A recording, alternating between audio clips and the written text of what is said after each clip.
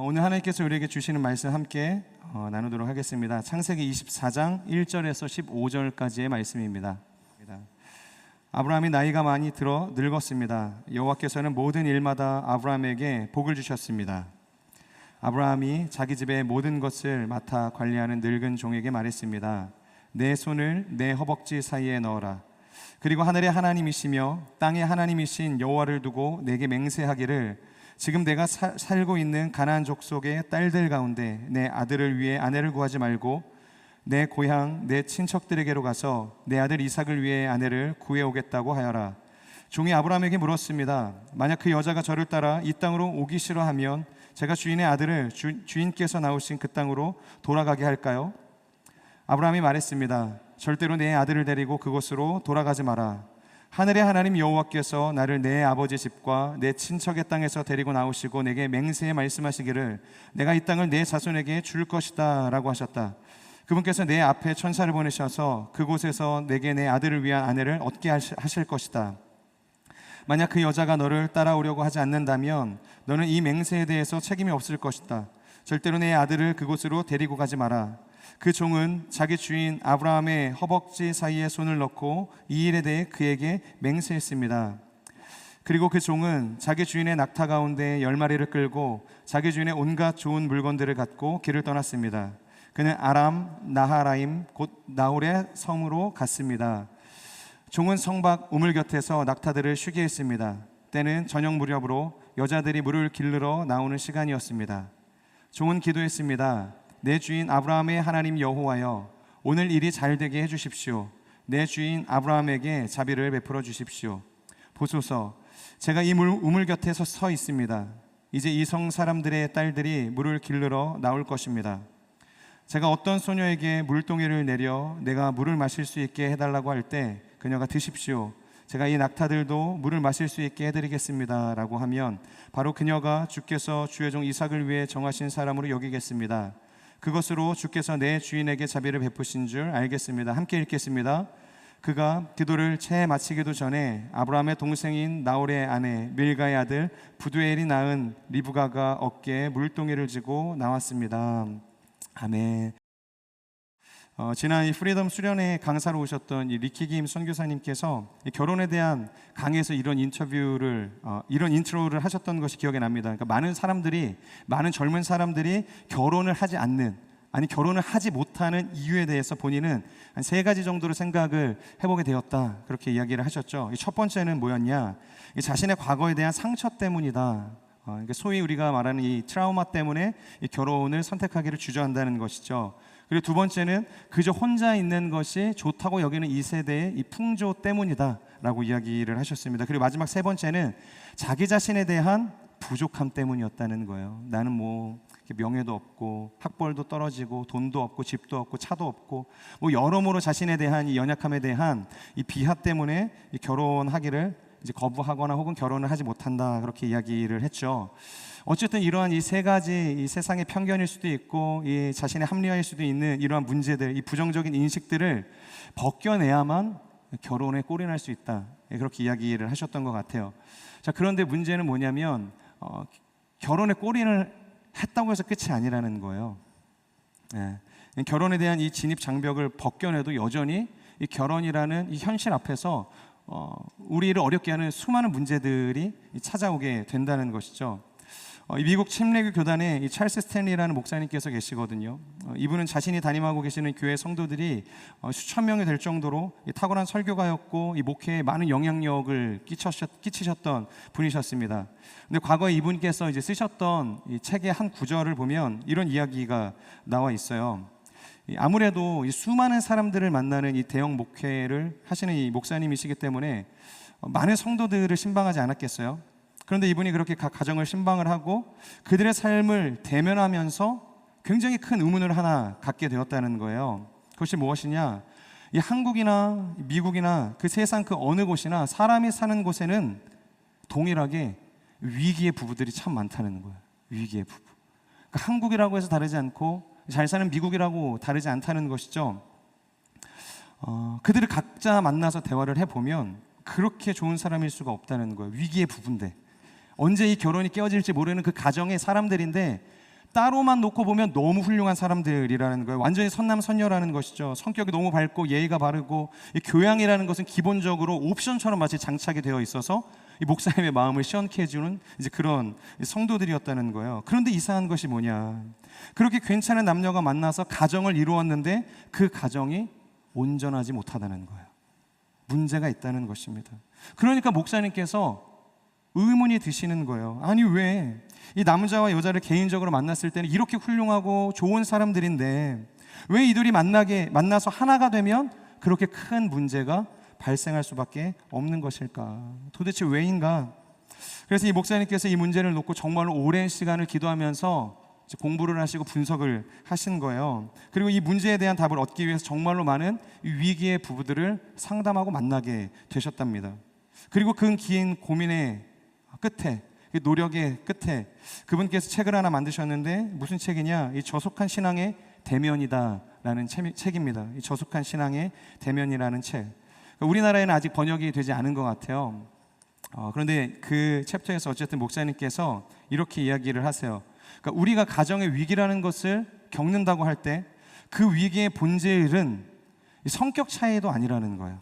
그러니까 살아온 환경의 차이도 아니라는 거죠. 재정이나 이 삶의 가치관의 문제도 아니라는 거예요. 그것을 초월한 무언가가 있다는 거죠. 아주 중요한 핵심적인 원인이 있다는 거예요. 우리의 가정을 위기의 가정으로 만드는 단 하나, 정말로 큰 리스크를 가지고 있는 문제가 있다는 것이죠. 저는 이 문제에 대해서 오늘의 말씀이 굉장히 중요한 인사이트를 제공하고 있다고 생각을 합니다. 그래서 오늘의 본문을 통해서 이 핵심에 대해서 함께 나누길 원해요. 그리고 그 끝에 가서 이 스탠리 목사님께서 말씀하셨던 그 핵심 가치는 무엇이고 그 문제점은 무엇인지를 함께 정리하는 시간을 가져보도록 하겠습니다. 만약에 지금 이곳에서 가정과 직장과 혹은 어떠한 누군가와 연인 사이로 지내고 있는데 이 비슷한 문제, 우리의 관계 속에서 계속해서 위기만이 찾아온다고 생각을 하시는 분들이 계시다면 여러분 반드시 오늘의 본문을 깊이 있게 묵상하실 수 있어야 된다는 것이죠. 정말로 깨어진 관계, 위기의 관계들을 하나님께서 어떻게 해결하기를 원하시는가에 대한 정말로 깊이 있는 하나님의 권면이 담겨져 있는 본문입니다. 우리 오늘 본문의 말씀 1절에서 4절의 말씀을 함께 읽도록 하겠습니다. 1절에서부터 4절입니다. 시작. 아브라함이 나이가 많이 들었습니다. 들어 늙었습니다. 여호와께서는 모든 일마다 아브라함에게 복을 주셨습니다. 아브라함이 자기 집의 모든 것을 맡아 관리하는 늙은 종에게 말했습니다. 내 손을 내 허벅지 사이에 넣어라. 그리고 하늘의 하나님이시며 땅의 하나님이신 여호와를 두고 내게 맹세하기를 지금 내가 살고 있는 가나안 족속의 딸들 가운데 내 아들을 위해 아내를 구하지 말고 내 고향, 내 친척들에게로 가서 내 아들 이삭을 위해 아내를 구해오겠다고 하여라. 자, 여러분, 이제 이삭의 어머니 사라가 죽고 어느 정도 시간이 흘러가게 됐습니다. 그리고 이삭이 장성하게 되었죠. 드디어 결혼할 나이가 된 것입니다. 그래서 아브라함이 이 이삭의 아내를 찾아주어야 하는 상황이 된 것이에요. 자, 그런데 여러분들도 아시겠지만 우리가 창세기를 통해서 쭉 하나님께서 그 아브라함의 인생을 어떻게 축복해 오셨어요? 내가 너를 통해서 큰 민족을 이룰 것이다. 정말로 하늘의 별과 같이 많게 할 것이다. 이 바다의 모래알과 같이 많게 할 것이다. 그런데 그 중심에 누가 있었어요? 아브라함의 자손이었던 이삭이 있었잖아요. 굉장히 특별한 존재였다는 거예요. 이 하나님의 놀라운 언약을 성취할 가장 중요한 이 통로가 이 이삭이라는 존재였다는 것이죠. 그러니까 하나님의 뜻을 세상에 펼쳐낼 이 구원의 키가, 구원의 방주가 바로 이 이삭이라는 존재였다는 것이죠. 그렇기 때문에 이삭이 말씀대로 하나님 안에서 잘 성장하는 것도 너무나 중요했죠. 그렇지만 그의 아내를 얻는 이 문제만큼은 어찌 보면 더 큰 문제였다라고 이야기할 수 있다는 거예요. 왜냐하면 그를 통해서 수많은 이 민족의 씨앗들이 퍼져나가야 했기 때문에, 하나님을 경외하고 하나님만을 의지하는 수많은 이 믿음의 사람들을 만들어내야 했기 때문이라는 것이죠. 자, 여러분, 이 유대인들은요, 이 자녀 양육의 원리를 굉장히 특별하게 생각을 했던 민족이었습니다. 유대인들의 가정 안에서는 이 아버지의 역할과 이 어머니의 역할이 정확하게 분할이 되어져 있었는데요. 일단 아버지는 자녀에게 생명을 주는 존재였어요. 생명을 주는 존재. 그리고 우리 가정이 지켜야 할 이 경계와 이 나가야 할 목적지를 정해주는 존재였습니다. 가령 그 집이 섬겨야 할 신을 누가 정하는가? 아버지께서 오늘부터 내가 바로를 섬겨야겠다. 그러면 그날에 그들이 섬겨야 할 그 가정의 씨는 바로가 되는 거예요. 그래서 내가 여호와 하나님만을 섬겨야겠다. 마치 여호수아처럼 나와 내 가정은 오직 하나님만을 섬길 것이다. 그렇게 결정하면 그 가정은 오늘부터 여호와 하나님만을 섬기게 되는 거예요. 그러니까 아버지가 결정하면 모든 사람들의 신앙이 다 이렇게 흘러가게 되었다는 것이죠. 자, 그렇다면 여기서 어머니의 역할은 무엇인가? 가정에서 아버지가 말하기에 오늘부터 우리의 가정은 여호와 하나님을 믿는다. 물론 이렇게 선언할 수 있어요. 그래서 길을 제시해 줄 수 있습니다. 그런데 이것은요, 대원칙일 뿐이에요. 야, 우리 이번에 여름에 뭐 바닷가 놀러 갈 거야? 만약에 제가 그렇게 얘기를 하죠, 그럼 이 모든 걸 준비하는 건 저희 아내 몫이에요. 모르겠습니다. 이 저희 집의 문제인 건지 아니면 저의 연약함인 건지 잘 모르겠지만, 그러니까 이런 개념이라는 거예요. 아버지가 대원칙을 딱 정해주지만 자녀들에게 구체적인 이 신앙의 이 성품들, 하나님께서 정말로 우리를 어떻게 빚어가기를 원하시는지 하나님의 마음을 가르쳐주는 것은 이 어머니의 역할이었다는 거예요. 그렇기 때문에 이 유대인들이 이 어머니의 역할을 얼마나 중요하게 생각을 했냐면요, 이 가끔 유대인 중에서 이 이방인과 결혼을 하는 사람들이 종종 성경에 이제 소개가 되어지거든요. 그런데 여기서 재밌는 것이 뭐냐면 아버지가 유대인인데 어머니가 이방인인 경우가 있어요. 그럼 그 자식은 어떻게 될까요? 유대인일까요? 이방인일까요? 아버지가 이방인이고 어머니가 유대인이에요. 그럼 자녀가 태어나요. 그 자녀는 이방인일까요? 유대인일까요? 땡. 네. 그럼 그 유대인들은 그 사이에서 태어난 아이들을 제가 지금 뭐라 그랬죠? 죄송해요. 제가 상해평제님을 보느라 뭐라고 이야기했는지. 네. 아버지가 유대인인데 어머니가 이방인인 경우가 있어요. 이런 경우는요, 유대인들은 그 사이에서 태어나는 아이들을 유대인으로 인정하지 않아요. 그러니까 아버지가 유대인인데 어머니가 이방인이면 그 자녀는 유대인이 아닌 거예요. 놀랍지 않습니까? 근데 반대로 아버지는 이방인인데 어머니가 유대인인 경우가 있어요. 그럼 유대인들은 그 자녀를 이방인이 아닌 유대인으로 여겨주고 인정해 주었다는 거예요. 그들의 그 세상 속으로 품어주었다는 것이죠. 그 대표적인 예가 누구인가? 바로 신약성경에서 나오고 있는 디모데 아닙니까? 바로 헬라인 아버지와 유대인 어머니 사이에서 태어난 사람이 바로 디모데라는 사람이었죠. 그런데 수많은 하나님의 교회를 세웠던 사람이었어요. 유대 사회에 들어가서 하나님의 복음을 전할 수 있었던, 인정을 받았던 사람이 바로 이 사도 바울의 제자였던 디모데였다는 거예요. 그런데 반대로 여러분, 이 솔로몬이라는 사람의 경우를 우리가 한번 살펴보자는 거죠. 그는 무려 이 전도서와 이 잠언이라는 지혜서를 기록했을 만큼 이 지혜와 통찰력의 이 대가와 같은 존재였죠. 또한 온 세상의 이름을 떨치며 일국의 왕이기도 했어요. 심지어 이방에 사는 여왕조차 그에게 지혜를 얻기 위해서 사신을 파견할 정도로 그의 소식은 온 세상을 이렇게 들어 올릴 만큼의 이렇게 파급력이 있었던 존재였다는 거예요. 그런데 그가 이 수많은 불신의 여인들, 이방인 여인들과 결혼을 하게 되었어요. 그리고 수많은 자녀들을 낳게 되었습니다. 문제가 뭐예요? 그 안에서 어떠한 사람도 하나님의 마음에 합한 존재가 태어나지 않았다는 거예요. 하나님의 기업을 이어갈 만한 존재가 나오지 않았다는 것이죠. 솔로몬의 자녀 중에 제대로 된 자녀가 없었다는 거예요. 결국 그의 아들에 대해 와서 어떤 일이 일어나죠? 나라가 두 쪽으로 갈라지게 돼요. 남유다와 북이스라엘로 완전히 갈려지게 되죠. 그 아들의 잘못된 결정 때문이었어요.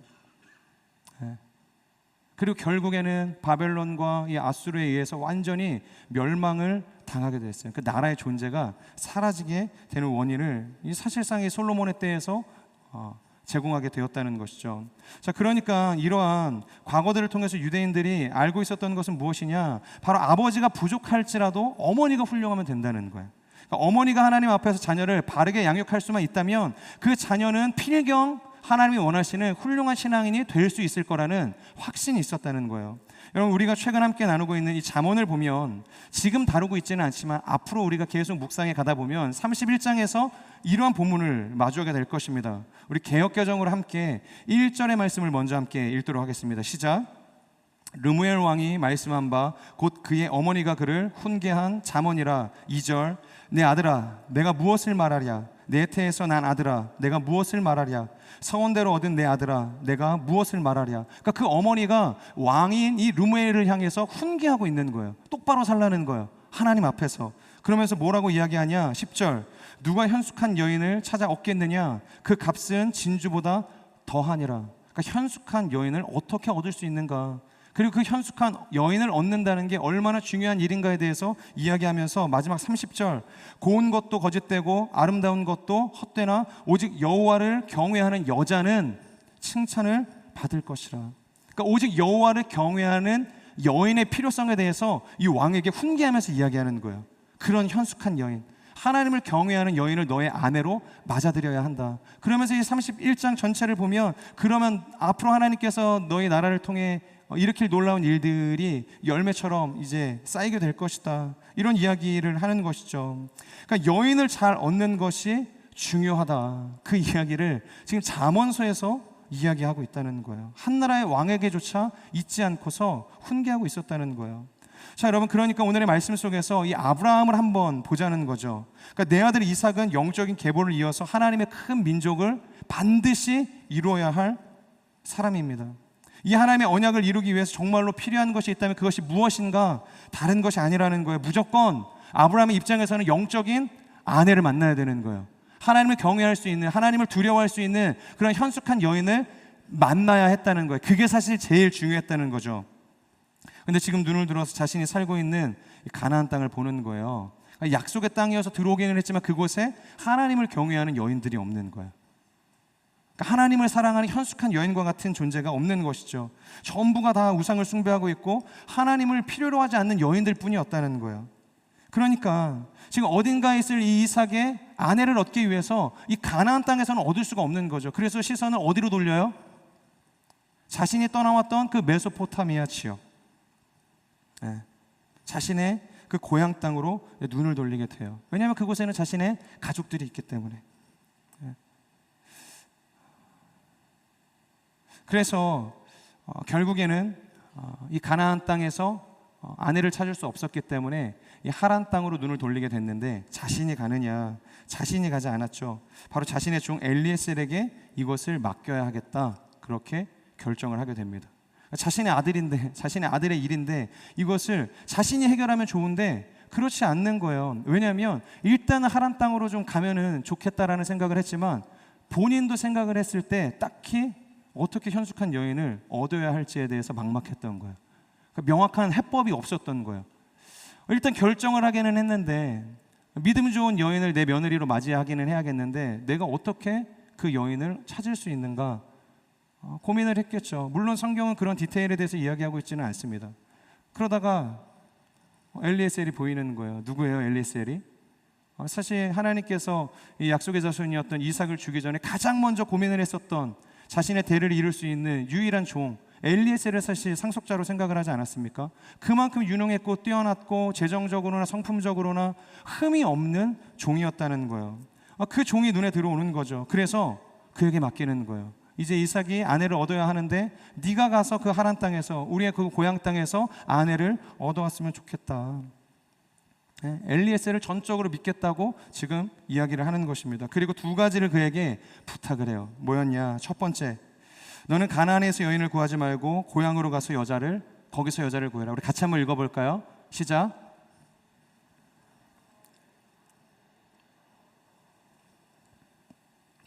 저는 여러분들이 공동체에서 여러분들의 그 에즈레를 만날 수 있기를 주님의 이름으로 축복합니다.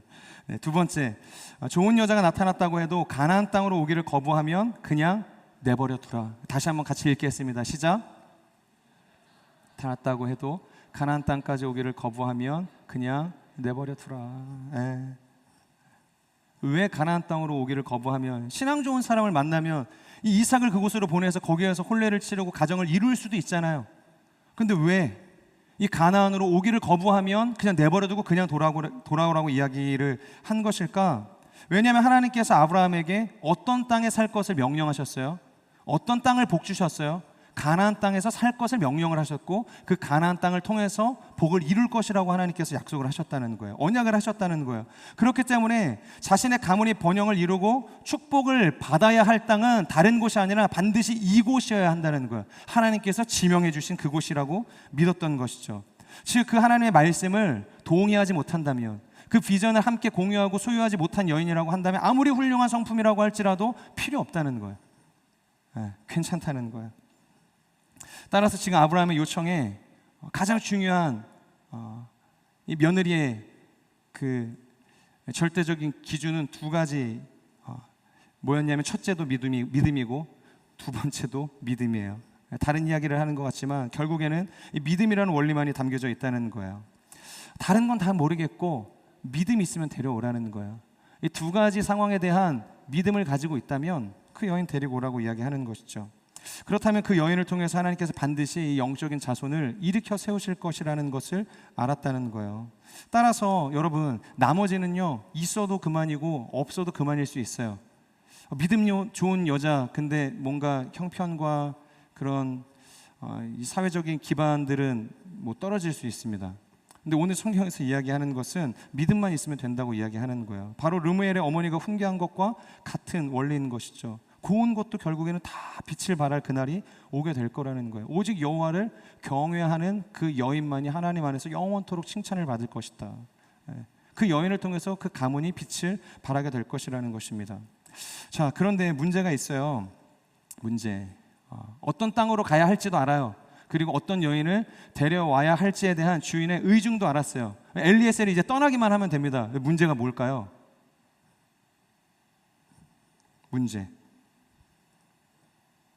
문제는 그 사람이 하나님의 사람인지 아닌지를 판단할 수 있는 근거가 없다는 거예요. 그냥 길을 가다 어떤 사람을 만나는데 그 사람의 히스토리를 모르잖아요. 그 삶의 컨텍스트를 내가 본 적이 없기 때문에 알 수가 없잖아요. 그러니까 믿음 좋은 사람인지 아닌지를 분별할 수가 없는 거예요. 그런데 그 먼 타국에 가서 내가 그 사람을 어떻게 데려오냐는 것이죠. 바로 이 포인트가 오늘 여러분들과 함께 나누고 싶은 핵심 포인트입니다. 어떻게 우리가 하나님의 사람을 알아볼 수 있는가? 이 엘리에셀은 어떻게 하나님의 사람이라고 확신하고 그 여인을 데려오기를 결정했는가? 그리고 더 나아가서 위기의 부부가 이 한몸된 부부의 관계를 지켜나갈 수 있는 방법이 어디에 있는가? 이 한 가지 원리에 다 담겨져 있다는 것입니다. 여러분, 성경에 표현이 되어 있지 않지만 아마 지금 엘리에셀은 굉장히 큰 고민을 하고 있을지 모르겠어요. 도대체 어떻게 자신의 주인의 요청대로 이 믿음의 여인을 분별할 수 있을까? 고민과 부담과 여러 책임감에 짓눌려 있는 상황이었을 거예요. 그때 어떻게 했는가? 성경이 뭐라고 해요? 기도하기 시작했다. 그가 기도했다, 그렇게 표현을 해요. 그런데 놀라운 것은 그가 기도했을 때 하나님께서 응답해 주셨다는 거예요. 하나님께서 지혜를 주셨다는 거예요. 사랑하는 여러분, 지혜는 하나님께 있습니다. 믿으시길 주님의 이름으로 축복합니다. 여러분들에게 만약에 지혜가 필요하시다면 후히 주시고 꾸짖지 아니하시는 하나님께 구할 수 있는 지혜가 있기를, 분별력이 있기를 주님의 이름으로 축복합니다. 자, 하나님께서 그에게 지혜를 주셨어요. 기도를 했더니 지혜를 주셨어요. 바로 창세기 24장 본문에서 계속 등장을 하는 이 낙타라는 동물이었습니다. 지혜 이꼴 낙타였어요. 그렇다면 왜 이 낙타가 좋은 여인을 알아볼 수 있는 이 키가 되는가? 여러분, 지금 이 엘리에셀이 가야 하는 목적지는 아까 어디라 그랬죠? 옆 동네 가는 게 아니죠. 뭐 하루 걸어 갈 수 있는 지역을 가는 게 아니에요. 자신들이 정말로 긴 여정을 통해서 떠나왔었던 최초의 지역, 그 하란 땅, 거기서 더 나아가 메소포타미아 지역으로 가야 했다는 거예요. 말로 닿을 수 없는 엄청난 거리였다는 것이죠. 이때 가나안에서 그들의 고향까지의 거리가 대략 한 700km 정도 됐다고 이야기를 합니다. 뭐 물론 요즘에는 도로가 잘 발달이 돼 있고 뭐 차를 타고 가면은 한 반나절 정도 우리가 노력을 하면 갈 수 있는 거리에 불과하죠. 그런데 이 옛날 이 사막길로 걸었다고 한번 생각을 해보세요. 그리고 낙타를 이끌고 짐을 가지고 그 거리를 이동을 했다고 한번 생각을 해보세요. 굉장히 많은 시간과 노력들이 소요가 되었을 거라는 거죠. 여러분, 낙타가 하루를 걸을 수 있는 거리가 한 어느 정도 될 것 같으세요? 40km랍니다. 40km. 낙타가 아무리 노력을 하고 힘을 써도 하루에 40km 이상을 못 가는 거예요. 근데 700km를 가야 하죠. 계산을 해보세요. 그럼 얼마나 걸리는 거죠? 대충 계산을 해도 쉬지 않고 걸어도 어려운 문제 아닌데 17일이 걸리는 거예요. 그러니까 보름 이상이 걸리는 여정이 된다는 거예요. 여러분, 중간에 멈춰서는 휴식도 없는 거예요. 쉴 수가 없는 거예요. 계속해서 걸어가야 보름 만에 도착할 수 있는 그 거리였다는 것이죠. 그런데 현실적으로 쉬지 않고 종일 걸을 수만은 없잖아요. 중간에 밥도 먹고 쉼도 하고 또 잠도 자고 뭐 여러 가지들을 우리가 신경을 썼을 때 대략 계산을 해보면 한 달은 꼬박 걸렸을 길이라고 생각을 할 수 있다는 것이죠. 자, 그런데 그 먼 길을 가는데 지금 이 엘리에셀이 낙타를 몇 마리를 가지고 갔다고 성경이 이야기를 할까요? 한번 성경을 한번 보세요. 낙타. 제가 왜 자꾸 낙타 얘기를 하나? 낙타가 중요하다니까요. 하나님께서 주신 이 지혜의 키가 이 낙타라는 거예요.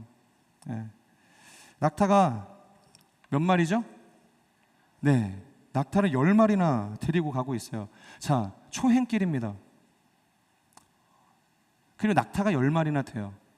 본인들만 걸어가는 것도 쉽지 않은 길인데 낙타를 10마리나 데려가면 그 낙타들은 뭘로 먹을까요? 그리고 그 낙타들에게는 물을 뭘로 공급을 할까요? 그래서 그 고대 근동지방에서는 보통 이런 먼 거리를 이동을 할 때에는 낙타를 이렇게 필요 이상으로 많이 데리고 가지 않는다는 거예요. 반드시 필요하다면 한 마리, 자신들의 짐을 이제 짊어질 수 있을 정도의 정말 최소한의 이 낙타만을 데리고 이동을 했다는 것이죠. 그런데 지금 이 엘리에셀의 일행들은 그 많은 낙타들을 이끌고 여행길에 올랐다, 그렇게 성경이 표현하고 있습니다. 자, 그러면 이게 무슨 의미일까요? 왜 10마리라는 굳이 필요 이상의 낙타를 데리고 여행길에 올랐을까? 바로 지금 좋은 사람을 분별하는 데 있어서 이 낙타가 해야 할 역할이 있다는 겁니다. 그 역할이 무엇인가를 우리가 함께 이제 살펴볼 텐데요. 10절을 한번 볼까요? 네, 10절. 우리 10절을 같이 한번 띄워봐 주시겠어요? 자, 낙타를 데리고 일행들을 데리고 수많은 짐들을 다 싣고서 한 30일 정도 걸려서 드디어 어디에 도착했는가, 우리 10절의 말씀을 같이 한번 읽도록 하겠습니다. 시작.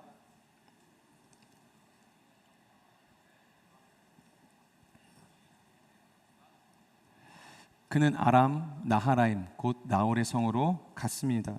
10절을 보면 드디어 엘리에셀의 일행들이 주인의 고향 땅에 도착했다, 그렇게 이야기를 하고 있어요. 당연히 그들의 목적은 뭐예요? 이삭의 아내를 찾는 것이었겠죠. 그렇다면 어디로 가야 했겠어요? 성 안 사람들이 가장 많이 거주하고 있을 마을로 가야 하지 않았을까요? 자, 그런데요, 11절을 보면 뭐라고 이야기하는가, 우리 같이 11절을 읽도록 하겠습니다.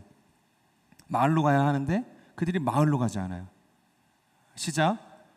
종은 성 밖 우물 곁에서 낙타들을 쉬게 했습니다. 때는 저녁 무렵으로 여자들이 물을 길르러 나오는 시간이었습니다. 자, 11절에서 엘리에셀이 낙타를 데리고 마을로 가지 않고 어디로 갔죠? 바로 성 밖에 있는 우물로 갔다, 그렇게 성경이 표현을 하고 있죠. 그리고 거기서 낙타들을 쉬게 했다, 그렇게 이야기하고 있습니다. 이상한 일이죠. 자, 그런데 마침 그때가 언제라고 이야기하냐면 11절 하반절을 보면 때는 저녁 무렵으로 여자들이 물을 길르러 나오는 시간이었다, 그렇게 이야기하고 있어요. 여인들이 마침 물을 길르러 그곳에 나오고 있어요. 그 여인을 보자 엘리에셀이 뭘 해요? 갑자기 기도를 하기 시작을 하는 거예요. 그런데 그 하나님 앞에 올려드리는 기도의 내용이 무엇인가? 14절의 말씀입니다. 14절 우리 같이 읽겠습니다. 시작. 제가 어떤 소녀에게 물동이를 내려 내가 물을 마실 수 있게 해달라고 할 때 그녀가 드십시오, 제가 이 낙타들도 물을 마실 수 있게 해드리겠습니다 라고 하면 바로 그녀가 주께서 주의 종 이삭을 위해 정하신 사람으로 여기겠습니다. 그것으로 주께서 내 주인에게 자비를 베푸신 줄 알겠습니다. 네, 여러분, 쉽게 이야기하면 이런 거죠. 낙타에게 물을 주는 여인을 만나면 그 사람이 바로 하나님께서 점지해 주신 이삭의 배필이라는 것을 내가 믿겠습니다. 그 사람이라고 생각하겠습니다. 지금 그 이야기를 14절에서 하고 있는 거예요. 자, 그런데 여러분, 한 가지 궁금한 게, 왜 낙타에게 물을 주는 여인이 나타나면 그 여인은 하나님께서 점지하신 사람이라고 생각을 해야 하는 것일까요? 이상하지 않습니까? 낙타에게 물을 주는 게 뭐 대단한 일인가요? 물을 줄 수도 있잖아요. 근데 왜 그 여인을 만나면 굳이 그 사람이 하나님께서 정해주신 배필이라고 내가 확신하겠습니다, 이런 이야기를 한 걸까요?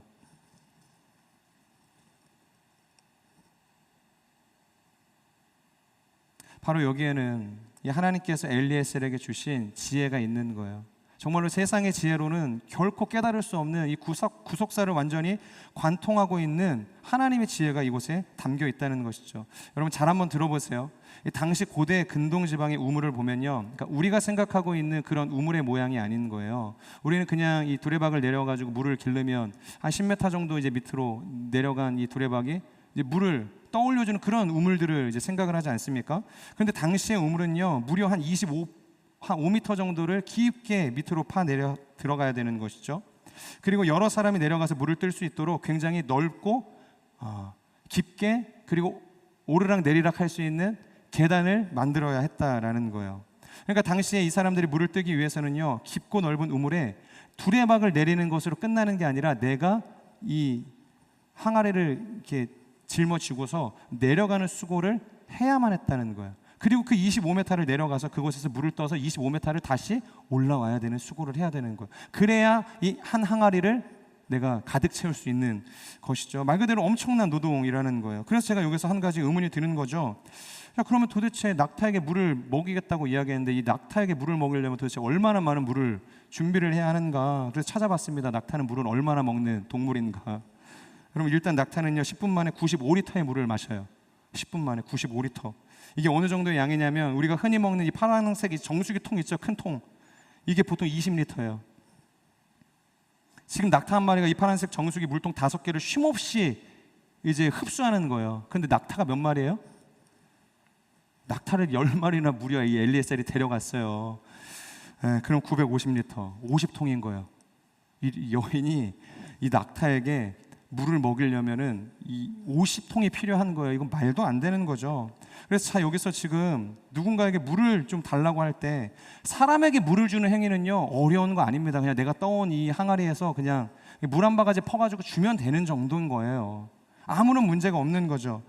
그런데요, 어떤 사람이 이 낙타에게 자신이 이렇게 감당할 수 없는 이 생수통, 이 50통에 해당하는 이 분량의 물을 제공해 줄 수 있겠냐는 거예요. 여러분, 내 낙타에게도 사실 그런 서비스는 해줄 수가 없는 거예요. 만약에 제가 그래야 했다면 저는 낙타를 아마 키우지 않았을 거예요.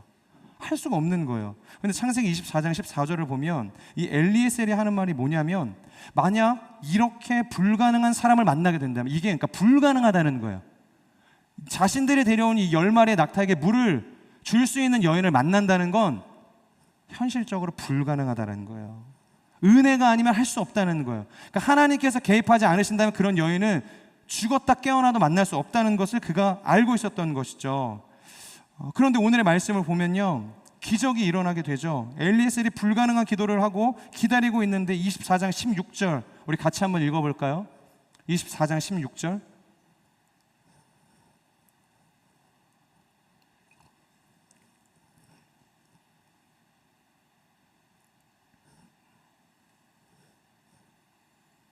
네, 준비가 되면 읽겠습니다. 죄송합니다. 오늘의 본문이 아니군요. 24장 16절은요. 죄송해요. 24장 16절을 보면요, 그러니까 무척이나 아름다운 여인, 그리고 남자를 알지 못하는 여인이 등장했다, 그렇게 이야기하고 있어요. 그리고 그 처녀가 물을 가득 채우고 지금 계단을 뚜벅뚜벅 걸어서 이 우물 끝에 서게 되었다, 그렇게 이야기를 하고 있습니다. 자, 여러분, 이렇게 고생을 했으니 이 여인이 얼마나 힘이 들었겠어요? 그러니까 남자를 알지 못하는 여인이었으면 얼마나 젊었겠어요? 얼마나 어렸겠어요? 얼마나 힘이 없었겠어요? 그런데 그 여인이 25m를 뚫고 들어가서 그곳에서 물을 길러서 지금 올라온 거예요. 자, 그런데 그 여인을 보자마자 이 엘리에셀이 대뜸 뭐라고 이야기해요? 물 좀 줄 수 있겠니? 나에게 물 좀 줄 수 있겠니? 근데 17절에서 분명히 엘리에셀이 말하는 것이 뭐냐면, 나에게 물을 달라고 이야기해요. 나에게 물을 줄 수 있겠니? 낙타에게 물을 달라고 이야기한 적이 없습니다. 그런데 이 여성이 그들에게 물을 줍니다. 이 엘리에셀의 일행들에게 물을 줘요. 그리고 난 다음에 스스로 자청해서 이야기한 것이 뭐예요? 제가 낙타들에게도 물을 주겠습니다. 낙타들의 갈증도 내가 해결해 주겠습니다. 먼저 역으로 부탁도 하지 않았는데 그렇게 하기를 자청하는 여인이었다는 거예요. 요청도 하지 않았는데 그렇게 자신이 떠온 물을 줘버리고 20절을 보면 급히 달려서 다시 이 우물 밑으로 내려가요. 그리고 낙타들을 위해서 막 물을 뜨기 시작해요. 이것도 어떤 학자가 연구를 해요. 도대체 이 여인이 이 낙타 10마리에게 물을 이 950리터를 주기 위해서는 얼마만큼의 시간이 걸렸을까? 한 2시간 정도 쉼 없이 오르락 내리락 해야 겨우 이 낙타들의 목을 축일 수 있었을 거라고 이야기를 했다는 것이죠. 여러분, 누가 시키지도 않았어요. 돈을 주지도 않았습니다. 그런데 땀을 뻘뻘 흘리면서 물을 뜨더니 사람도 아니고 2시간씩이나 이 낙타들을 위해서 물을 줄 수 있는 여인이 어디 있어요? 세상에 그런 여인은 없는 것이에요. 여러분, 이런 상황들이 이해가 되겠어요? 누가 만약에 나에게 값없이 이러한 선의를 베푼다고 하면 내가 괜찮아요, 하지 마세요. 너무 부담스러워서, 너무 민망한 일이잖아요. 너무 부담스러운 일이잖아요. 그런 호의는 사실 받아서도 안 되는 거예요. 근데 이 여인이 그것을 하고 있다는 것이죠. 근데 엘리에셀은 가만히 있는 거예요. 우리는 전혀 이해가 되지 않죠. 동의도 되지 않고 공감도 되지 않습니다. 그런데 성경은 뭐라고 하느냐? 반드시 그것에 동의할 수 있어야 된다고 우리에게 이야기하는 것 같아요. 공감할 수 있어야 된다고 우리에게 제안하고 있는 것 같습니다. 도대체 왜 이 리브가가 이 생수통 50개를 퍼다 나를 수 있었던 것인가? 왜 이 낙타를 보고 그 50통을 쉼없이 2시간을 내리 땀을 흘리면서 길러다 나를 수 있었던 것인가? 자, 여러분, 지금 낙타 10마리와 이 엘리에셀의 일행은요 30일의 긴 여행에 몸도 마음도 아마 굉장히 지쳐 있을 거예요. 가면 정말로 그런 배우자를 만날 수 있을까? 여러 가지 고민과 어려움과 스트레스로 인해서 이 나홀의 성에 이제 도착을 했을 거라는 거예요. 여러분, 행색이 어땠을까요? 정상적이었을 거라고 저는 생각하지 않습니다. 왜냐하면 저도 캠핑을 좋아하기 때문에 하루 이틀 가보면 알아요. 하루만 지나도 이건 사람의 몰골이 아니에요. 아이들과 같이 막 이렇게 부대끼면서 놀고 아이들도 씻기고 하고 음식 정리하고 하고 그러면요 머리를 어떻게 감아요? 옷에 묻은 이런 때 같은 거 신경 쓸 겨를이 없습니다. 하루만 지나도 그래요. 근데 이 엘리에셀은 일행을 데리고 낙타를 데리고 30일이나 되는 긴 여정을 걸어갔던 거예요. 넉넉히 먹지 못해서 굶주려 있었을 것이고 이 물은 마시지 못해서 아마 피부는 바짝 말라 있었을 것입니다. 그게 그런 일행들의 모습이었을 거란. 근데 그것을 보게 되죠. 이때 리브가가 그렇게 지친 사람과 낙타를 보면서 느끼게 된 감정이 있어요. 이게 굉장히 중요한 키입니다. 바로 뭐였냐? 불쌍함이었어요. 불쌍함. 다른 말로 하면 성경에서는 긍휼함이라고 이야기를 하죠. 그러니까 그 일행들을 향해서 긍휼한 마음을 갖게 되었다는 거예요. 그런데 여러분이 성경에서 이 긍휼한 마음이라는 것은 단순히 인간이 그냥 흔하게 가질 수 있는 어떤 희노애락의 감정을 이야기하는 것이 아닙니다. 이 구속사를 관통하는 굉장히 구원과 연결되어져 있는 하나님께서 주시는 감정이라는 거예요. 긍휼함이라는 것. 누군가를 불쌍히 여길 수 있는 마음이라는 것은요.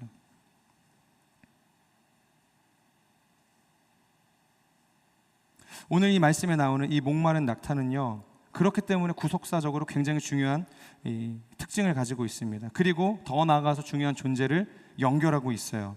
자, 여러분, 이 낙타의 특징이 뭐냐면요 다른 동물은 아무리 목이 말라도요 적당히 마시고 입을 축이면요 스톱할 수가 있어요.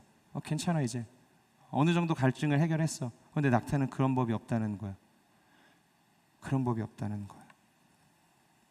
아무리 마셔도 그 갈증이 해결이 되지 않는 거예요. 자신이 먹어야 할 그 분량을 다 마셔야 겨우겨우 그 갈증이 해결된다고 느끼는 동물이 낙타라는 것이죠. 그렇기 때문에 오늘 이 리브가가 이 낙타의 목마름을 해결해 준다고 할 때 반드시 각오해야 할 태도가 있었습니다. 그것이 무엇이냐면 바로 자기 안에 있는 모든 것을 다 짜내어 줄 수 있어야 됐어요. 그러니까 중간에 마시게 하다가 괜찮아, 나 이제 너무 힘들어서 안 될 것 같아, 이제 알아서 적당히 축였으니까 갈 길 갈래? 이게 안 된다는 거야. 얘가 오케이, 나 갈증이 다 해결이 됐어, 이걸 동의할 때까지 퍼다 날라야 되는 거예요. 자신의 이 땀과 피를 다 쏟아내줄 수 있어야 됐다는 거예요. 자신의 여력을 남길 수가 없었다는 거예요. 그것이 낙타에게 물을 마신다는 이 선택이 가지고 있는 무게였다는 거예요. 그런데 지금 그것을 감수하겠다고 자처하고 있는 것이죠. 자, 여러분, 성경이 지금 궁극적으로 이야기하는 것은 단순히 이 낙타에게 물을 주는 이 마음 좋은 여인에 대해서 이야기하고 있는 것이 아닙니다. 이것을 우리는 구속사적인 관점에서 연결해서 볼 수 있어야 된다는 거예요. 단순히 이 목마른 낙타는 그냥 낙타의 이 모습을 이야기하는 것이 아니라 죄로 인해서 결핍된 이 인간의 모습을 보여주고 있는 거예요.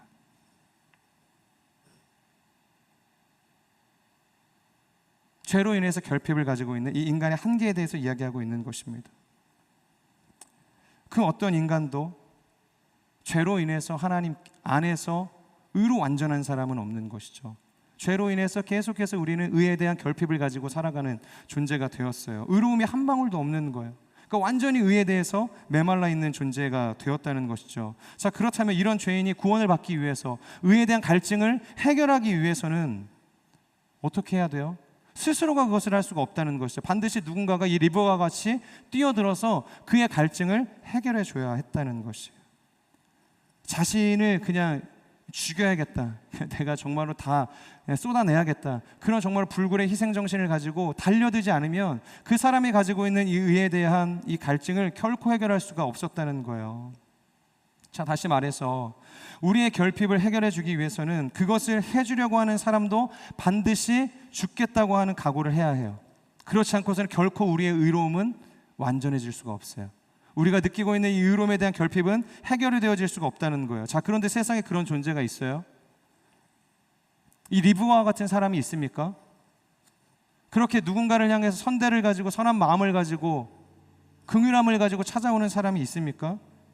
누가 나를 위해서 희생을 감수하고 죽음을 자청합니까? 낙타와 같은 나를 위해서 자신의 모든 것을 다 짜내어 내줄 수 있는 사람이 어디 있냐는 거예요. 그런 사람은 존재하지 않는 것이죠. 그래서 우리도 그런 존재는 없다고 여기죠. 그리고 나도 그렇게 될 수 없다고 생각을 하죠. 그리고 그런 사람을 만날 거라는 일말의 기대도 우리는 하지 않게 됩니다. 그런데 놀라운 게 뭐냐면 우리의 삶에 그런 일어날 수 없는 기적이 오늘 성경은 일어났다고 이야기하는 것이죠. 바로 짐승 같은 우리의 인생을 위해서 자신의 모든 것을 쏟아내는 리브가를 만나게 되었는데 그 리브가가 누구냐? 바로 예수님이시라라는 것입니다. 여러분 믿으십니까? 단순히 이 리브가에 대한 이야기를 하는 게 아니에요. 장차 오실 예수 그리스도에 대한 구속사적인 이야기를 지금 오늘의 본문에서는 이야기하고 있다는 거예요. 그냥 좋은 배필을 만나서 좋은 가정을 이루자 이제 그런 이야기를 하는 것이 아니라는 거예요. 바로 예수님께서 리브와 같은 모습으로 자신의 모든 것을 쏟아내신 분이셨다라는 것을 이야기하는 거죠. 그러니까 은혜라는 것입니다. 그러니까 도저히 일어날 수 없는 이야기가 지금 일어난 거예요. 자, 그런데 한번 생각을 해볼까요? 우리에게 그런 가치가 있나요? 예수님께서 모든 것을 다 쏟아부어 자신을 희생할 만큼의 가치가 우리에게 있나요?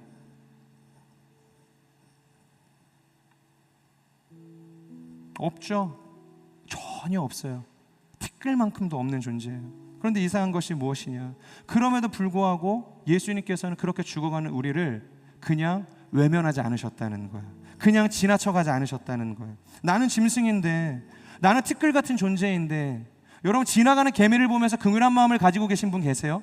마치 하나님의 입장에서는 우리가 그 개미와 같은 존재일 수도 있습니다. 그런데 하나님께서는 그 개미를 보시고 그 티끌 같은 우리의 인생을 보시고 그냥 외면하지 못하시는 거예요. 그냥 지나가시지 못하시는 거예요. 바로 우리를 위해서 십자가에서 자신의 모든 피와 땀을 쏟아내셨다는 거예요. 그래서 우리가 살게 된 것이죠. 여러분 믿으십니까? 도대체 무엇으로 하여금 예수님께서 자신을 그렇게 희생하게 만들 수 있는 결정을 하게 하셨는가? 왜 예수님께서는 우리를 향해서 자신을 희생하셨는가? 왜 그것을 결정하게 하셨는가? 복음서를 보면 예수님께서 수많은 기적을 행하셨다고 이야기하는 현장마다 공통적으로 나타나는 예수님의 감정이 있습니다. 그게 뭐냐면 유일한 감정이셨어요. 유일한. 그러니까 연약한 사람들, 굶고 힘들어하고 있는 누군가를 바라보시면서 예수님께서 가지고 계셨던 마음은 단 하나예요. 그것은 무엇이냐면 바로 불쌍하다는 감정이셨어요. 불쌍하다는 감정. 여러분 예수님께서 행하셨던 기적의 시작, 그 오병이어를 우리가 한번 볼까요? 오병이어. 사람들이 배고파하고 있었어요. 오병이어의 기적의 시작은 그 어린아이가 가지고 온 이 보리떡 그리고 이 물고기 2마리라고 생각을 했을지 모르겠어요. 물론 맞습니다. 그런데요, 그 기적의 시작은요, 예수님께서 그 무리들을 향해서 가지고 계셨던 불쌍함이었어요. 내가 그들을 보니까 마음이 무너지는 거예요. 불쌍한 거예요. 저 사람들이 하루 종일 먹을 것을 먹지 못해서 빈들에서 저러고 있지 않냐? 누가 가서 먹을 것을 좀 줬으면 좋겠다. 예수님의 긍휼함을 통해서 그 오병이의 기적이 시작되게 되었다는 것입니다. 여러분 우리가 직장에서, 학교에서, 이 사업장에서, 교회에서 정말 다양한 곳에서 우리가 이 짐승같이 우둔한 사람들을 만날 때가 있어요. 연약한 사람들을 만날 때가 있습니다. 때론 내 배우자나 자녀와 부모가 약하고 초라해 보일 때가 있어요. 부족해 보일 때가 있습니다. 한없이 가까이 하고 싶지 않을 때가 얼마나 많은지 몰라요. 그러면요, 그렇게 우리가 세상에서 이런 약한 사람들을 만날 때, 짐승같이 핍절한 사람들을 만나게 될 때 그들의 약함을 바라보면서 우리가 갖게 되어지는 마음이 뭐냐는 거예요. 그들의 연약함을 바라보면서 우리가 공통적으로 느끼게 되는 마음이 뭘까요? 불쌍함인가요? 동정을 이야기하는 게 아닙니다. 대부분이 아마 불편함을 느낄 거예요. 나보다 약한 사람을 만날 때, 내가 그 사람을 위해서 희생해야 하는 상황들이 발생했을 때 기꺼이 그것을 위해서 헌신하고 수고하는 긍휼한 마음을 갖는 사람들은 아마 많지 않을 거예요. 불편한데? 저 사람 다음 날에 마주치면 안 되겠다, 이런 생각하지 않을까요? 저도 그래요. 만약 내가 다니는 직장에서 약한 사람이 있으면 딱 그 사람의 약한 만큼 내가 더 희생을 해야 되는 거예요. 수고해야 되는 거예요.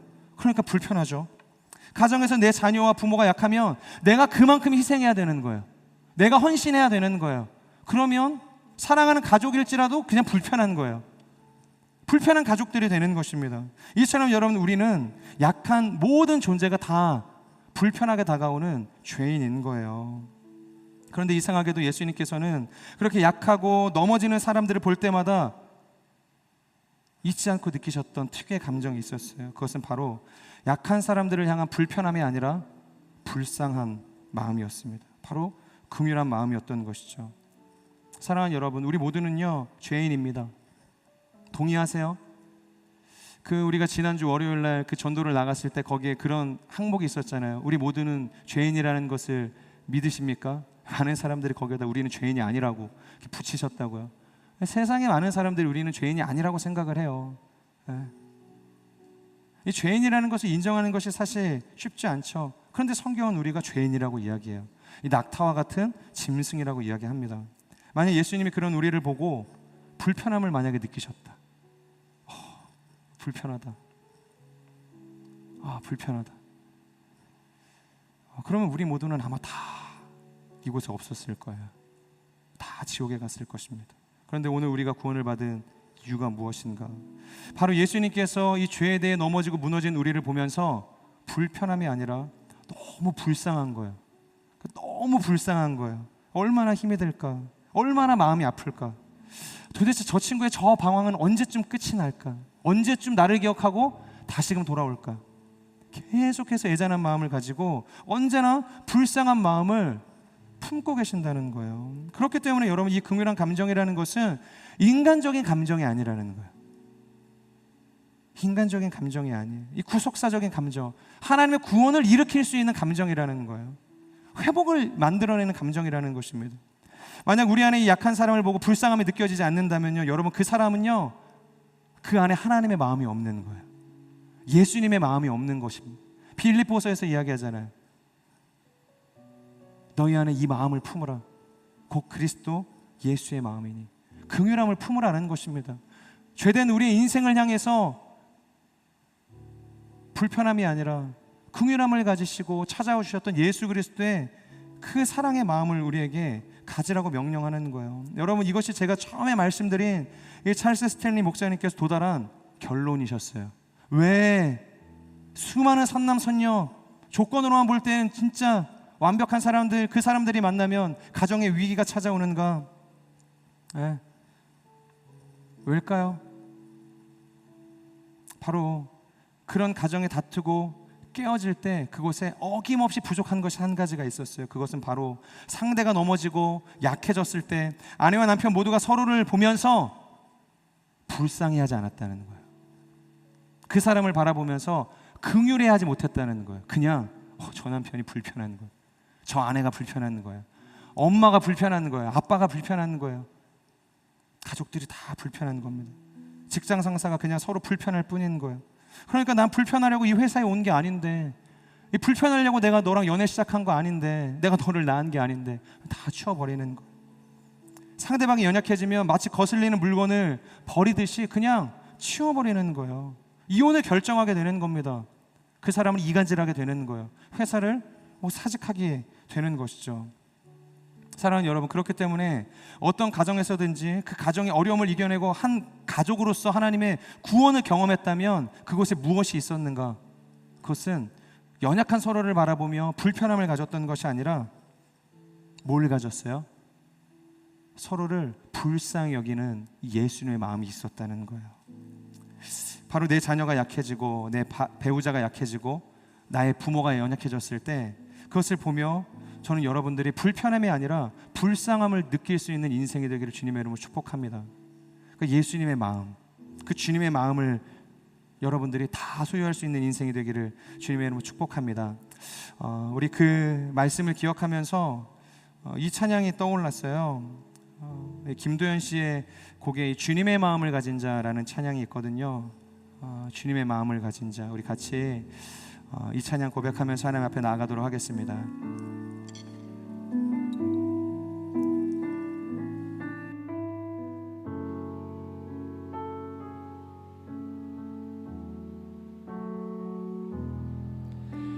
주님의 마음을, 주님의 심장을, 주님의 시선을 가진 자, 상한 갈대와 꺼져가는 등불을 외면하지 않을 자 누구인가. 주님의 눈물을, 주님의 아픔을, 주님의 애통을 가진 자, 이 땅을 향하신 주님의 마음을 가진 자 누구인가, 누구인가. 주님의 성령 부어주소서. 굳은 마음 제하사 이 땅을 향한 주의 애끓는 마음 부사, 무너진 교회 회복시키고 주 오실 길 예비하는 하나님의 사랑, 그 마음 가진 자, 주님의 마음에 합한 자로 채워주소서, 채워주소서. 우리 처음부터 고백하며 나아갑시다. 주님의 마음을, 주님의 마음을, 주님의 심장을, 주님의 시선을 가진 자, 상한 갈대와 꺼져가는 등불을 외면하지 않을 자 누구인가. 주님의 눈물을, 주님의 눈물을, 주님의 애통을, 주님의 애통을 가진 자, 이 땅을 향하신 주님의 마음을 가진 자 누구인가, 누구인가. 주님의 성령 부어주소서. 굳은 마음 제하사 이 땅을 향한 주의 애끓는 마음 부사, 무너진 교회 회복시키고 주 오실 길 예비하는 하나님의 사랑, 그 마음 가진 자, 주님의 마음에 합한 주님의 성령 부어주소서.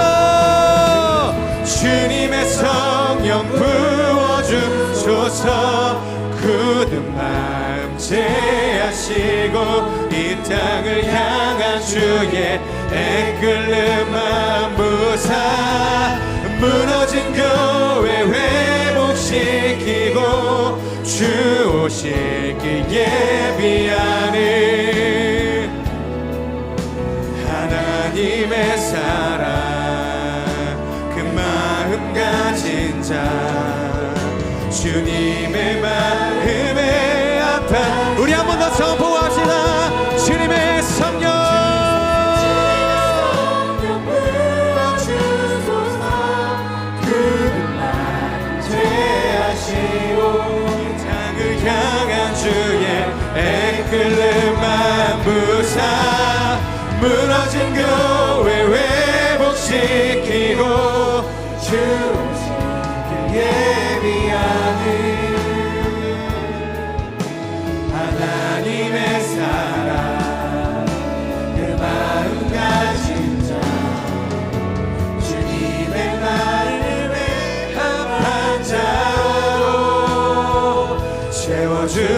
주옵소서. 우리 시간 함께 기도하며 나아갑시다. 하나님, 우리가 주님의 마음에 합한 인생이 되기를 소망합니다.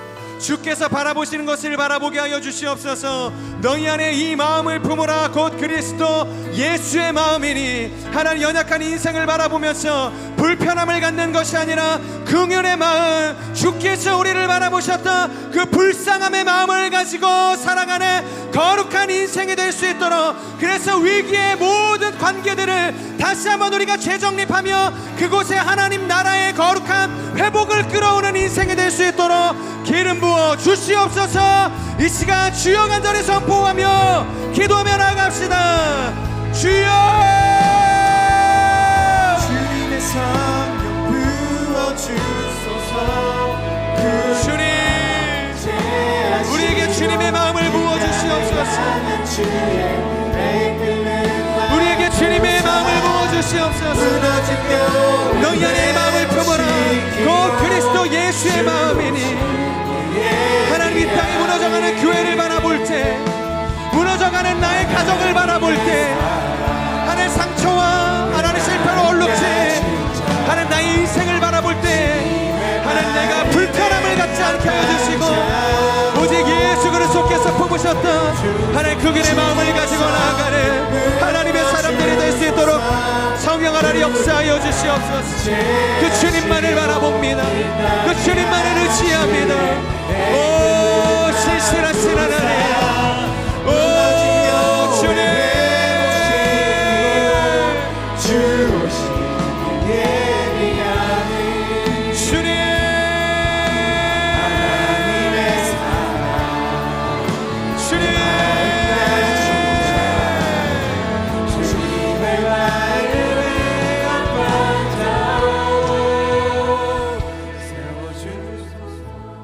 우리 한 번 더 기도하며 나갈 때, 하나님 또 귀하게 하나님께서 허락하신 1년의 그 한 텀이 잘 또 마무리를 하는 단계에 있습니다. 정말로 이제 마지막 그룹 모임을 우리가 또 진행을 하고 또 순모임들을 이제 진행하게 될 텐데, 다시 한번 하나님 우리가 주님의 마음을 품어가는 시간이 될 수 있도록 인도하여 주시옵소서.